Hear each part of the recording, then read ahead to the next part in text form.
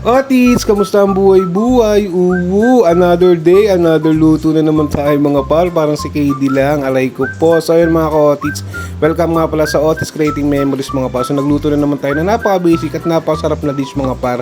Ay scramble egg, tapos meron tayong pritong baboy na merong special sauce mga par. So yun mga ka-Otis, no, nag-iwan na pala ako ng kamatis dyan at sibuyas mga ka-Otis. Di ko na napakita sa inyo, pero mamaya ipa-flash natin dyan kung ano yung mga kailangan natin para sa dish na yan mga ka-Otis. So ayun mga par, yung baboy nga pala, pinalambot ko na yan mga ka-Otis, pinakuluan ko na, tapos iniwa ko na rin yung sa ulam natin for today's video mga ka-Otis. So ayun mga par, start na tayo.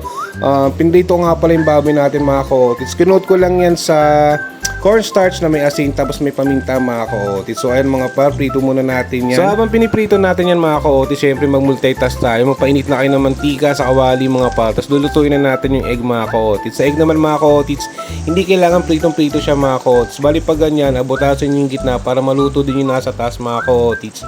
Tapos dahan-dahan yung imegos-megos mga par, yung maghihiwa-hiwalay siya mga ka-Otis na parang ganyan, no? Yan, ganyan lang mga ka-Otis. Tapos kapag kaganyan na siya mga par, pwede nyo na i-set aside yan mga ka-Otis.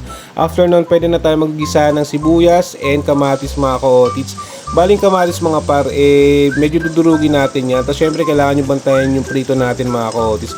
Kapag kaganyan na itsura nyan mga par, pwede nyo na i-set aside yan mga ka-Otis.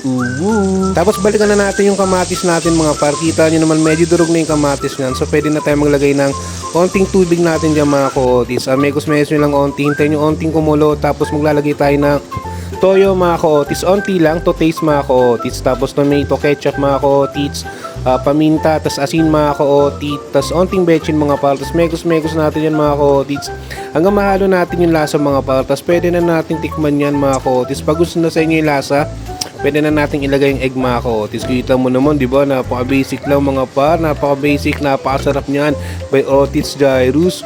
So ganito na yan mga ka-Otis.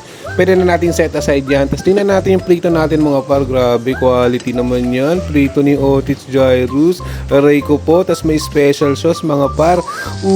Sa special sauce natin mga pare, pag samasamahin nyo lang yung onion leeks, luya, tapos bawang mga par. Tapos ilagay nyo yung pinagprituhan natin ng baboy mga ka-Otis. Maglagay kayo ng asin, paminta, tapos goods na yan mga ka-Otis. Ito na yan. Grabe. Napakasarap naman yan. Presentable. Bagay na bagay yan sa inyo mga par. Try nyo na. Napaka-basic lang. Sundan nyo lang ginawa ni Otis Jai. Tapos sasamahan mo ng baboy na may special sauce. Aray ko po. So hindi mo inaasahan yung combination na to mga par. Pero napakasarap na ito mga ka-Otis. So paano? Tara, kainan time. So ayan mga ka-Otis. So sarap po. Kita mo naman. Tapos meron tayong root beer dyan. Syempre yung Otis gang para sa ating Otis Creating Memories mga ka-Otis. Kaso wala si Perseus. Tulog pa ata. So paano? Ayun lang. Hanggang sa muli. Paalam.